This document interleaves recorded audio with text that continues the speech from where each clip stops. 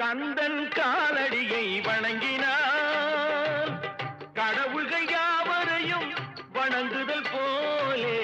கந்தன் காலடியை வணங்கினான்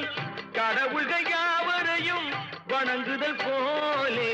கந்தன் காலடியை வணங்கினான்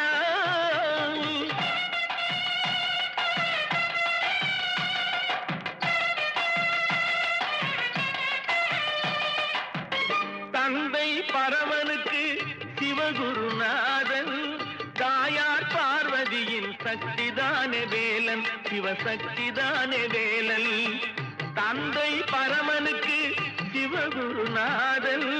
தாயார் பார்வதியின் சக்திதானே வேலன் சிவசக்திதானே வேலன் அண்ணனவன் கணேசன் கண்ணனவன் தாய்மாமன்